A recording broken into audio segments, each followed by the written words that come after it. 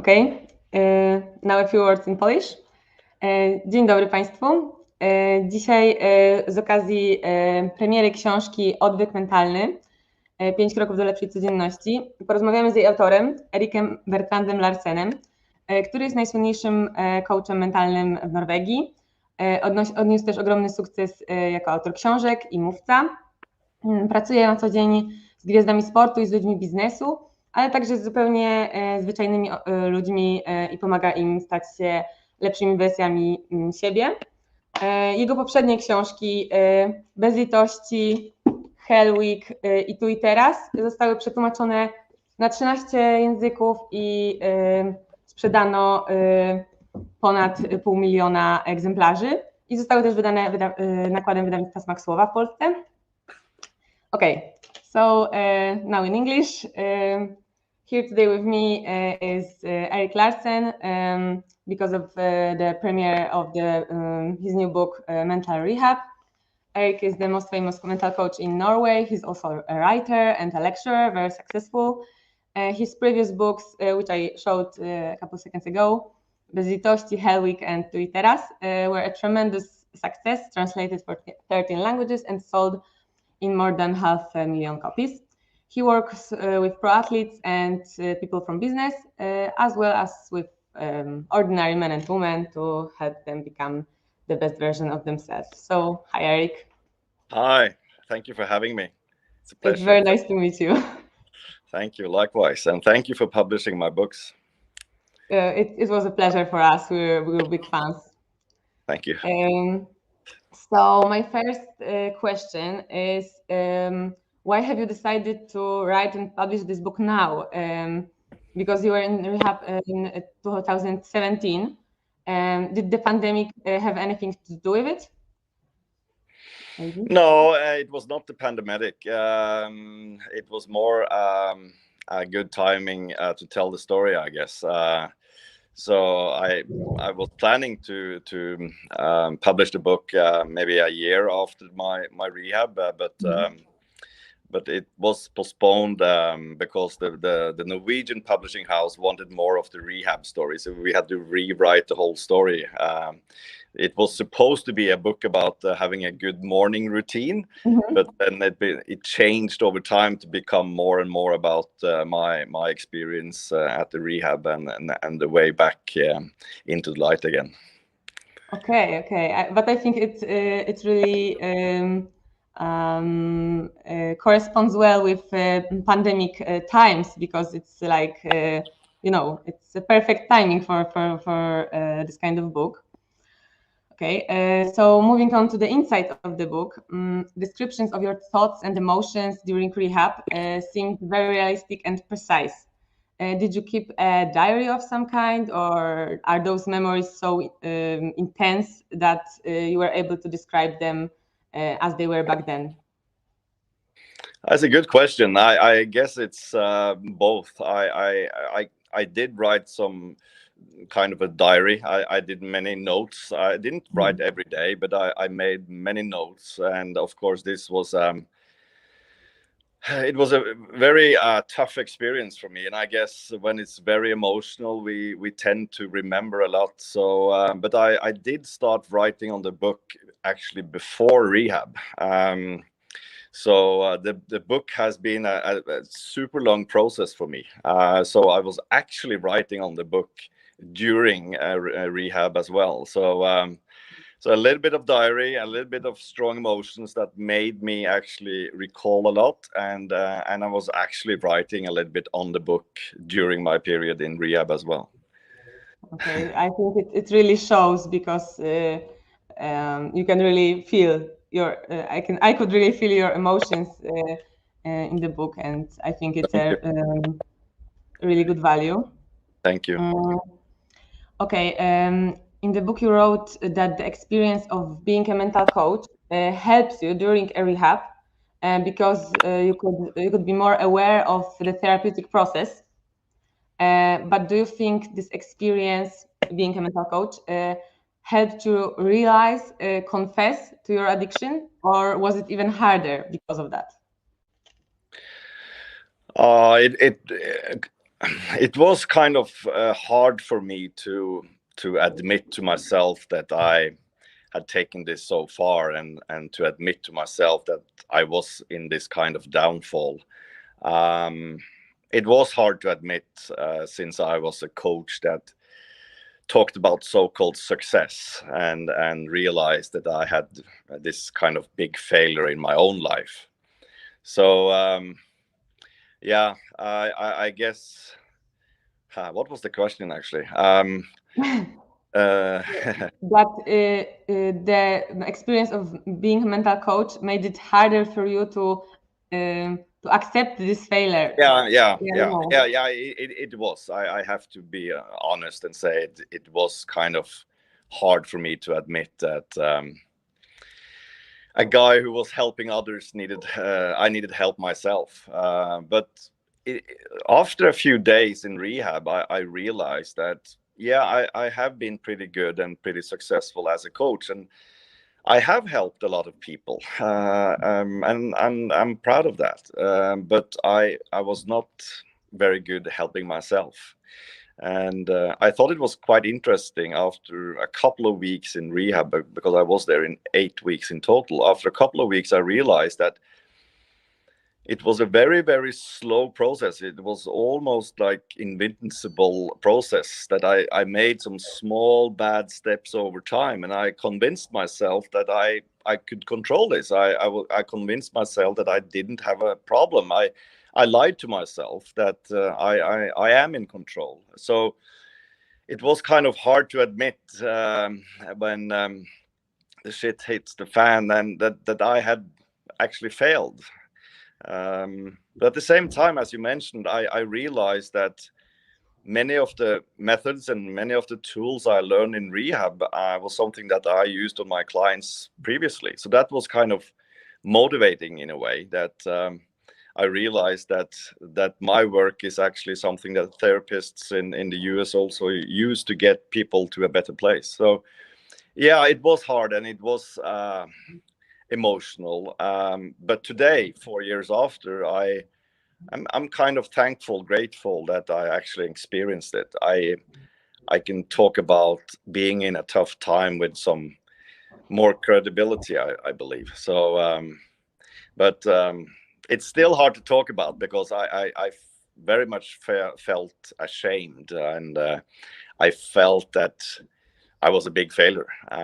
So I'm still working on that to get back on in a better place in a way. Yeah, I think that is one of the things that make this book exceptional, because there is a big. I'm also a psychologist, so I know the pressure that is pressed by society to from mental coaches or psychologists to be perfect, and like you're just a person. So it shouldn't be like that.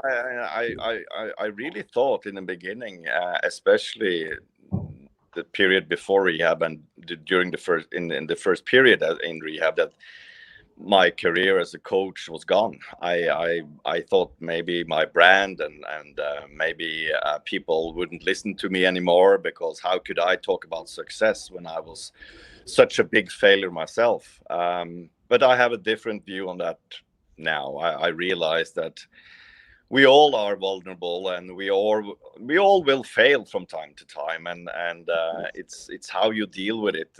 That's the big point, right? So I hope this book could be some kind of an inspiration for people that do have a tough time. But at the same time, I have to say it's very interesting, because I have coached very successful people in sports and business especially, and they want to take it a little bit, they want to make a step as well. And it doesn't matter where you are, if you are on a tough place, or you're in an okay place, or if you are in a good place. It's very much about the same thing, to how to take the next step. And that's what I found fascinating, that when I work with very successful business people, I talk about making these small steps. I'm talking about goals and meaning and values, and I'm talking about putting life into perspective, and I'm talking about how you can change your habits, and they thought me the same thing, right? So it was kind of motivating to realize that we as human beings are very much the same, and it doesn't matter where you are. We can always take it a little bit further. So the book is actually not only for people who have a tough time. I get feedback from Norway now that people who are actually very successful and in a good place think the book is a good thing to read, because it's a friendly reminder on how we all can take life to a better place.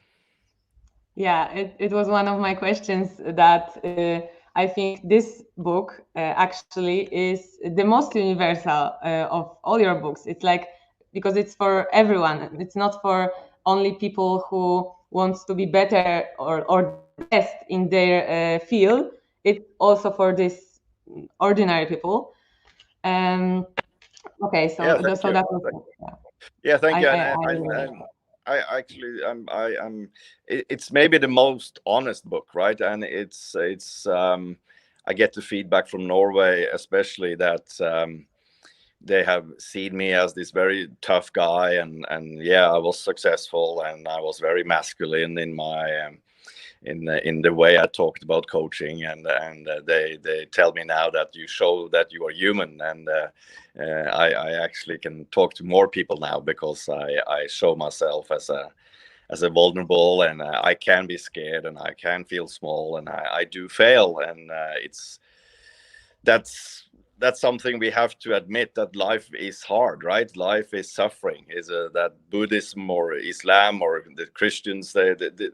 All the religions actually say that we are in a tough spot. It's a question of time, where we all will suffer from time to time, get sick, and we all gonna die someday. So life is brutal, and it's very much about how we can deal with life, and in that way, I'm very honest. I think it was kind of hard to actually write a book, because I chose to be super honest. I didn't want to cover up anything. I just said, okay, this is me, and this is what I went through, and this is how I came step by step in a better place. Yeah, I really saw that in this book, and I think its biggest advantage, like, because all of your books are of course in motivational sense super helpful, but this one especially has this true voice. And I really liked the part where you discovered that being sensitive and fragile with others gave you a sense of happiness. And here is my question. Do you think this urge to be strong and tough as a man was partially implemented to you by society? Sorry, what was the last bit there? By society, implemented to you by society, yeah. Yeah, and that's a big question, right? I do believe that men in general should be more bold and courageous, and dare to talk more about what we feel. I absolutely think that's something in the society today where it is a big challenge. What do we expect from a man? I realized for myself, at least, that when I was a kid, I thought I had quite a tough childhood. I was excluded. I was a little bit bullied and teased, and I was exceptionally small, and I was weak, and I wasn't one of the cool guys. I was kind of a loser when I was a kid, and I needed to compensate for that, and that's why I joined the army, and I had this enormous need to become something, and be someone, and to be a tough guy. But I pushed it too hard in a way. I forgot in my 20s and in my 30s that I can be vulnerable, and I can be sensitive, and I need to listen to my feelings and emotions. So I think your question is. I think it is a yes. I think it would be beneficial for the society and for the individual and for men if we could admit to ourselves that it's okay to be vulnerable from time to time, and it's okay to fail, and it's okay to feel down, and it's a good thing to talk about it. We don't need to go to a mental trainer or to a coach or to a psychologist if we dare to be more open, and because it's a very therapeutic to actually dare talking about it, and in general I think women are better at it. It's more acceptable, and when I do coach people, I realize that women, they discuss everything with their friends, right? They are more open, and they realize that it's okay to feel small and scared from time to time, and I think that's important for men as well. And I realized to be really tough and really hard and really, yeah, even masculine, you need to dare to show tears, and you need to dare to show that you are sad or down, and that's okay. That's okay. Yeah, that's really cool of you said. Okay, maybe moving back to rehab, because we flew back a little bit. What is the key rule or the most important one you learned during that time, if there is one, of course, or just your rule you have now? One, no, not five. Or you can say five if you want. I remember the first thing I thought of when you asked the question was that the first question I got from the psychologist when I was in my first one-to-one session, and the first question actually followed me the whole time during rehab, and the first question was, "Who are you, Erik?" And I was like, whoa, I have asked that question to many clients, but I've never asked myself. And I realized to actually understand deep down who you really are actually helped me tremendously. Because after a while, I came up with an answer that the psychologist was happy with. And it took me several weeks. And I said, I watched some trees this morning, and I saw the trees very naked, and they have lost all their leaves during my period there. And I thought these trees look very vulnerable now. And then it struck me that, but they're still standing. And even if it snows this evening, I believe that they will still be standing. And the more I watch these trees in this wood just outside of the rehab, I realized that maybe I am what I feel. Because I've tried so many ways, like in a philosophical way, in a biological way. I've tried to answer his big question, who are you, in so many different ways. And then I realized maybe it is what I feel, like the trees, because I felt the trees felt vulnerable, and they felt small and scared in a way. But the more I looked at them, they looked like strong anyway. So I told them after, I guess, 5 or 6 weeks, I told him, I believe I am vulnerable, but at the same time, I'm robust. I'm strong. I can be both.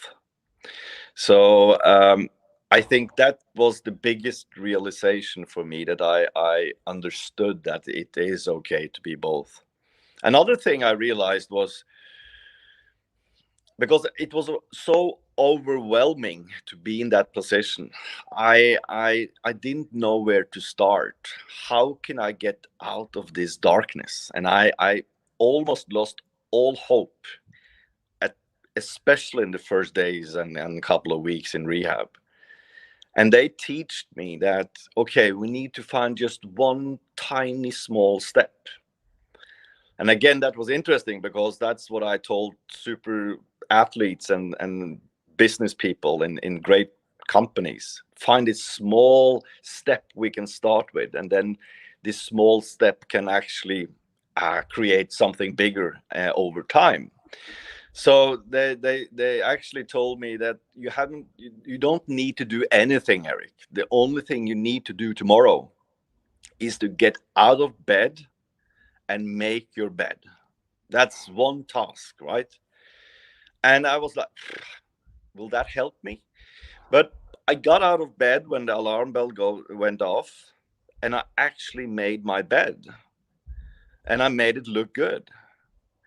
And that gave me sort of a tiny feeling, and just a small feeling of accomplishment, a small feeling that I have started the day in a good way. And I realized that many coaches and psychologists all over the world actually talk about how you can get a good start in the morning. Because if you create a good start in the morning, you increase the probability that the rest of the day will be good or okay. And life is actually, even if it is a cliche, life is all about these days that comes and goes, right? So they teach me that get a good start, Eric. Get out of bed when the alarm bell goes off and make your bed, and maybe meditate for a few minutes. Maybe go out for a walk or a run or do some yoga. And that was also a very big aha moment for me.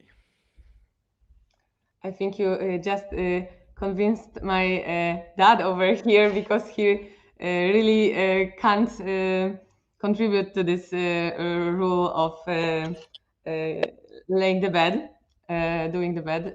So yeah, I think that was persuasive. Not true. It is kind of. Sorry. Okay, so maybe to end up with a positive accent, I would like you to recommend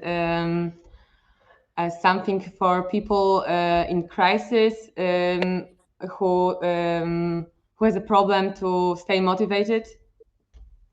Like, you know, you said that after rehab you had to make the biggest